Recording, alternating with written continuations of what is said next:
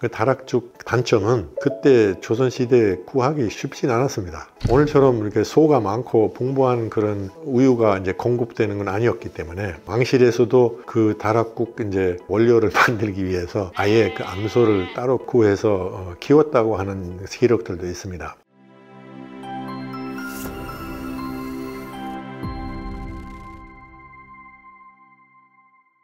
안녕하십니까, 저 이참입니다. 대한민국에 온 지 지금 47년째입니다. 한국 나이는 47세죠. 실제 신체 나이는 좀 많죠. 요즘은 대한민국 평균 수명이 상당히 길어졌어요. 90세를 넘었다는 사실 알고 계시죠. 근데 문제는 평균 수명은 엄청 많이 늘었지만 무병으로 사는 것이 평균 나이는 좀 줄었어요. 65.8세로 20년대보다 한 0.5년 줄었다고 하네요. 그러니까 여러 가지 그 의학의 발달에 의해서 수명을 연장할 수 있지만은 관건은 우리가 죽을 때까지 건강하게 사는 것이 제일 중요한 거지 않습니까? 약을 이만큼 매일매일 먹어야 된다면 하고 또 여러 가지 질병 않고 산다는 것이 오히려 괴로운 거죠. 그래서 이제 어떻게 하면은 죽을 때까지 건강하고 행복하고 힘차게 살 수 있는가, 그것은 관건이죠. 그래서 조선시대 때 왕님들이 어떻게 병 없이 노년에도 건강 관리를 어떻게 했는지 한번 알아보는 것이 좋지 않겠어요?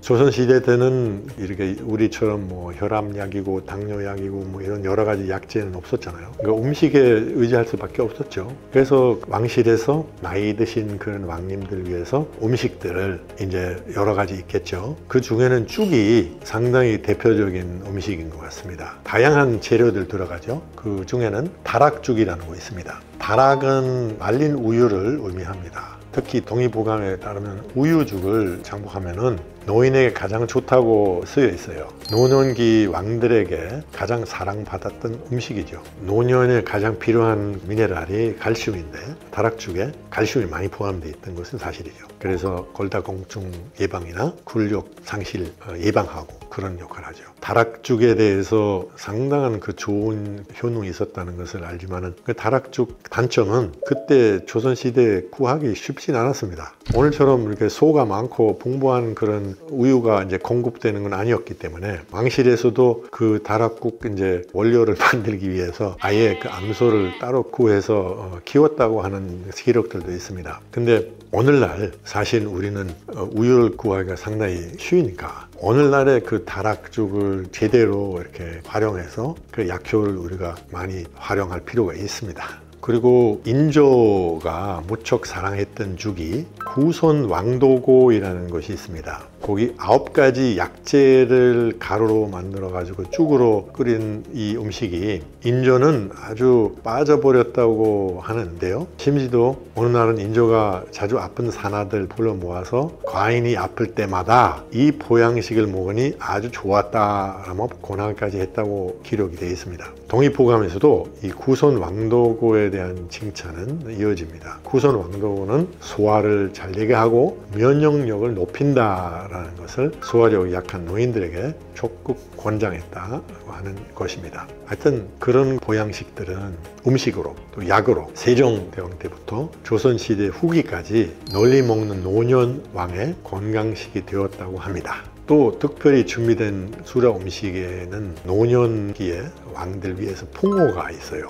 풍어찜의 경우에는 궁중 대현의 필수 보양식이었습니다. 궁중 의계에 따르면 붕어찜이 대현의 메뉴에 무려 31회나 올랐다고 합니다. 또 가장 장수한 임금 영조의 경우에는 그 붕어찜이 끊임없이 등장하고 있습니다. 승정원 일기에는 영조와 붕어찜이 관련된 기사가 무려 19번이나 등장한다고 합니다. 붕어찜을 사랑했던 왕이 또 한 명 더 있답니다. 바로 효정입니다. 효정은 즉위하자마자 신하들에게 붕어찜을 권해서 원기를 회복하는 성약이라고 지켜 세웠습니다. 그리고 제식주의자이신 충전이 아프니까 붕어찜을 보냈다고 하는데요. 효정의 그 붕어 사랑을 충전도 아셔서 이를 마다하지 않고 맛있게 먹었다고 합니다. 이런 붕어가 노년기에 특히 좋은 이유는 현대 의학에서도 많이 밝혀졌다고 합니다. 바로 고단백, 고칼슘 생선의 대표이기 때문입니다. 붕어는 어떤 방식으로 요리해도 칼슘이 풍부하고 골밀도 강화에 큰 도움이 된다고 합니다.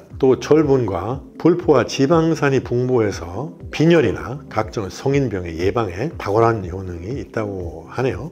특히 이제 조선시대 임금들이 고혈압, 당뇨, 중풍 등의 질병을 많이 달고 살았습니다. 그래서 이런 풍병에는 앞서 말씀드렸던 그 죽이 이제 가장 많이 활용됐다고 합니다. 야채죽이고 뭐 장어죽 있고 그다음에 복령, 맹문동, 숭미 이런 것들을 섞어서 죽이 이제 만들어서 올렸습니다. 특별히 이제 소나무에서 나는 복령 혈액순환을 개선하고 항암 효과가 있다는 현대에도 그 과학적으로도 그것을 입증이 되고 있잖아요. 그래서 고령 질환의 만병통치약으로 사용했었죠. 다 근거 있는 것이죠. 그리고 조선 왕실 가래가 끼는 해수나 또 알레르기로 인한 전식, 배병 많이 있었다고 하는데 그래서 그때 배를 상징하는 흰색 음식 많이 준비해서 섭제했었다고 하는데 대표적으로 우리 오늘날도 잘 알고 있지만은 가래와 고름을 없애는 도라지, 기침을 멎게 하는 생강, 목에 좋은 배 이런 건강을 다스리는 그런 음식으로 많이 사용했다고 합니다.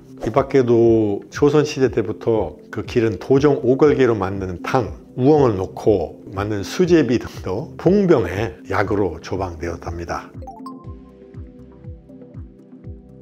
조선시대 식, 즉 약, 즉 음식이 곧 약이다 이라는 개념이 상당히 강했죠. 그리고 실제로도 건강한 음식이 건강한 몸을 만드는 데 첫 번째 단계죠. 따라서 대한왕실TV 시청 여러분들도 무병장수 건강한 노년을 만들어 가기 위해서 우리가 말씀드렸던 그 왕실의 보양 음식 이런 것을 섭취하는 것이 가장 좋은 예방이고 또 치료법이라는 것을 기억해 주시면 좋을 것 같습니다.